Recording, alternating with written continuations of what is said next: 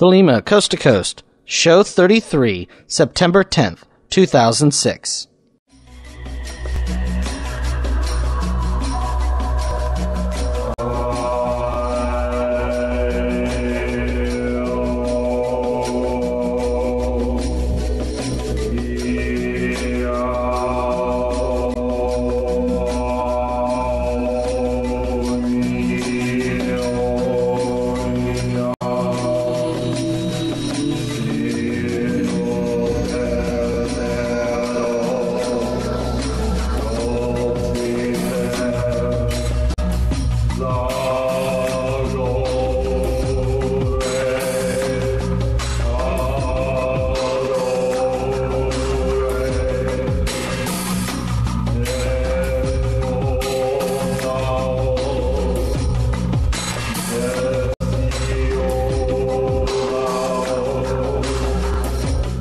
Do what thou wilt shall be the whole of the law.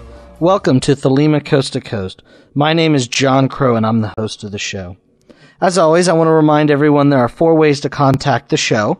The first is email, podcast@thelemacoasttocoast.com.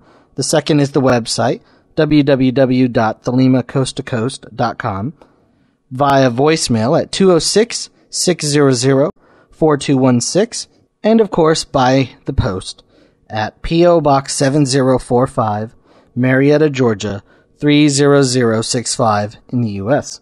I also want to remind our listeners that the website has a Frapper map where you can note your location where you listen from, and I think at this point we have pretty much listeners on all the inhabited continents. Don't think we have any listeners in Antarctica, although if you all are out there listening, it would be great to see that listed on the Frapper map. However, it would be wonderful for everybody else who's listening who hasn't put themselves on the Frapper map to do so. Also, the Thelema Coast to Coast website links to the podcast MySpace page. Right now, there are about 840 friends linked to the page, and I know there are more people out there, so feel free to go to the MySpace page. I also post on the blog and on the bulletin when new podcasts come out. So if you subscribe to the blog there, you'll get notice, or if you see the bulletins and so forth. So it's a good way to know when new shows are out if you are a big MySpace user. And of course, I still have the podcast stickers for those who send in a postcard. I'm a little late getting the stickers out from those who I've received postcards from. Don't worry, I still have them. They will be going out soon. It's just, I've been swamped lately. But for those who haven't gotten a sticker, all you have to do is send a postcard to the address, Thelema Coast to Coast, P.O. Box 7045, Marietta, Georgia, 30065. Just send a cool postcard. It'll get scanned, put up on the Thelema Coast to Coast website, and I'll send you a couple Thelema Coast to Coast bumper stickers. They're first come, first serve, and they go pretty quickly. Got a small stack left, so get your postcard in. I don't have a lot of time for listener feedback because this is a long show, but please keep the feedback coming. I really appreciate it. I love getting the emails, the notices from the website, and I especially love getting voicemail at 206-600-4216. It's great to hear from you listeners, and I want to get feedback on the content of the show. Let me know how it is, if you like it, dislike it, if you disagree, any ideas, suggestions, music, all of those things. It's the suggestions from you all that really kind of keep the podcast going. I do have a few notices real quick, though. First, Stephen Ashe has made his recording of Liber all available for free to download.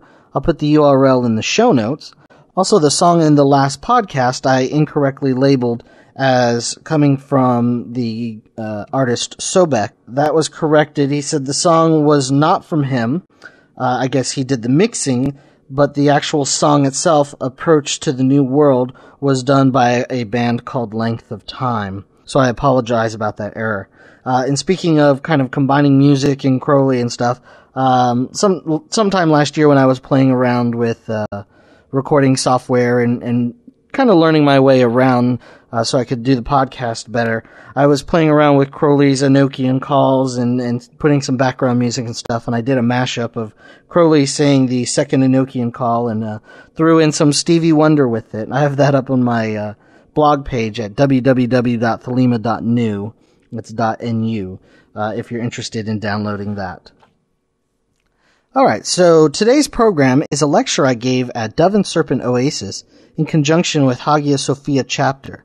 This was given on July 14th, 2006. Keeping in the style of an academic conference, I read my paper and then we discussed it. So the first 20 minutes are me actually going through and just reading the paper straight through, and then the additional 40 minutes are my discussion about the content and about the ideas and so forth that were in the paper with the participants in the audience and so forth. The topics are mostly about Thelemic philosophy, ontology, Crowley's ideas about the Book of the Law, consciousness, discussions of Buddhism and Thelema, where they overlap, where there's differences, and then all the kind of things that influenced Crowley and his metaphysical and philosophical basis. So it's kind of a different discussion instead of the nuts and bolts of ceremonial magic, but it is an area that is absolutely necessary. So here's my talk. It's called The Nature of Becoming, an examination of Aleister Crowley's ontology and map of consciousness. Okay, the paper is called The Nature of Becoming, an examination of Aleister Crowley's ontology and map of consciousness. In 1902, English mountaineer, poet, and occultist Aleister Crowley published his theory of the universe, in which he combined the concepts of Buddhist ontology with Hermetic Kabbalah regarding the symbolic representation of existence. The central thesis of this work is the enigmatic equation 0 equals 2. He then took his Kabbalistic ontological map and constructed a spiritual practice for the systematic attainment of various levels of consciousness that ended up leading the practitioner to a level of consciousness whereby one is, quote, wholly free of all limitations soever, existing in nature of all things without discrimination of quantity or quality, close quote. In this paper, I plan to explore the meaning of Crowley's 0 equals 2 equation and detail its significance in the context of Buddhism and Western Hermetic Kabbalah. Before examining Crowley's ontology, it is necessary to have a little background information about him. In his adolescence, Crowley rebelled against the spirituality of his parents and began looking to meet his spiritual needs elsewhere. The first significant place Crowley looked was an obscure semi-Masonic organization called the Hermetic Order of the Golden Dawn. Taking initiation on November 18, 1898, Crowley advanced quickly. It was within the Golden Dawn that Crowley was exposed to many occult doctrines, including the Hermetic Kabbalah. Also in the Golden Dawn, Crowley met Alan Bennett, who had joined in 1894, where he became an important member. Bennett was a sickly person suffering from asthma. As time progressed, Bennett's illness worsened, and it became so severe he eventually left Britain in 1900 and went to Sri Lanka for a warmer climate. In Sri Lanka, he became a Buddhist monk and adopted the Dharma name Ananda Mateya. A year later, Crowley joined him and converted to Buddhism. It was within this environment that Crowley combined his understanding of the Hermetic Kabbalah obtained while a member of the Golden Dawn and his understanding of Buddhist ontology obtained while studying with Ananda Mateya to create his theory of the universe, 0 equals 2. One of the core teachings within Buddhism is that the true fundamental state of the universe is void or empty, sunyata. In order to avoid confusion, it should be mentioned here that there are two kinds of truth: conventional truth, samvriti satya, and ultimate truth, paramatha satya. My Sanskrit's not the best. I hope you'll forgive me on that. This means that while in a conventional sense things seem real, in an ultimate sense nothing has any intrinsic existence or essence, but instead depends on conditions to seemingly cause it to exist. However, even these conditions are illusory. As Buddhist scholar J. Garfield writes, without individual essences, there will be no basis on which to draw the absolute essential distinctions necessary to establish phenomena as intrinsically other than their conditions. Without substantial differences, there are no absolute others by means to which to characterize phenomena. The cycle of conditioning is called dependent origination, pratityat sumupada, and is the underlying basis of sunyata, or emptiness. In contrast to the ultimate truth, we see around us a conventional truth that seems dualist. Whether the duality is expressed in ideological polemics such as good and evil, or as phenomena that appears to be independent and separate, conventional truth operates in an apparent state of individuality. Buddhism teaches that this apparent distinction is an illusion, and even emptiness itself is empty and considered dependently arisen. One fundamental aspect important to understand is that when discussing ultimate and conventional truths, both are valid and accurate from a certain point of view simultaneously. When we use expressions in our daily life such as I, or being, or individual, etc., we do not lie because there is no self or being as such, but we speak a truth conforming to convention of the world. But the ultimate truth is that there is no I, or being, in reality. This ultimate lack of duality results in an ontology that is immanent, while conventionally our world appears to be dual.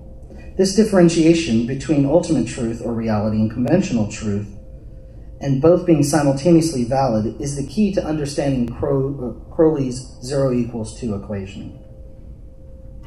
When discussing the ultimate truth, Crowley uses the word nothing instead of emptiness or void. He equates this nothingness to the zero in his equation. What is imperative to keep in mind is that when Crowley says nothing or zero, he does not mean the absence of something equating to a vacuum or space. Instead, Crowley asserts nothingness is that about which no positive proposition is valid. Like above, where emptiness is itself empty, nothing can be said about Crowley's nothing. In the same way, when he writes zero, he notes it is not the zero of mathematics that is a numerical placeholder that can be written to the first power asserting identity.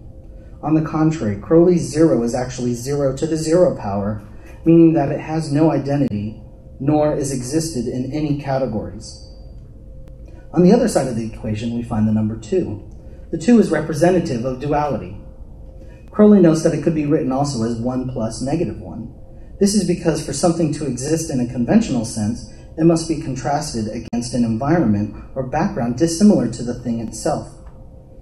As a simple illustration, Crowley wrote, "All that of which we are aware must obviously possess limits, or it could have no intelligible meaning to us. If we want pork, we must specify its qualities and quantities. At the very least, we must be able to distinguish it from that which is not pork. All the phenomena that surrounds us can be observed because we differentiate it against something that is not the same. It is this mental differentiation that creates the illusion of duality." Finally, in the middle of the equation is the equal sign. This indicates that there is no difference between the ultimate truth represented by the 0 and conventional truth represented by the 2. Quoting from the Vimalakita Nirdesa Sutra, Garfield notes that the distinction between conventional and ultimate is itself dualistic, and hence merely conventional. To realize it is to enter into non-dual awareness. The non-dual understanding of existence is vitally important to understanding Thelema and Liber al Veligis. The cosmological concepts of Nuit and Harit are contained in the equation 0 = 2. For instance, the following is Crowley's commentary on the Liber al verse, "Be thou Harit my secret center, my heart and my tongue." Crowley writes, "Nuit formulates me as Harit, especially in the 3 centers of consciousness of her being. For this purpose, I became the complement of her. These centers are those of love, life, and language. Duality is the condition of all 3. It will appear later how that it is that none and 2 are identical. They are distinct in our minds only because those minds are conscious, and therefore think of 2 as their own state. But the unconscious mind thinks nothing, and is nothing. Yet it is the same. Nuit selects the 3 centers of her body to become 2 with Harit, for she asked me to declare her in these 3, infinite freedom, all-embracing, for physical love, boundless continuity of life, and the silent rhythm of the stars of language.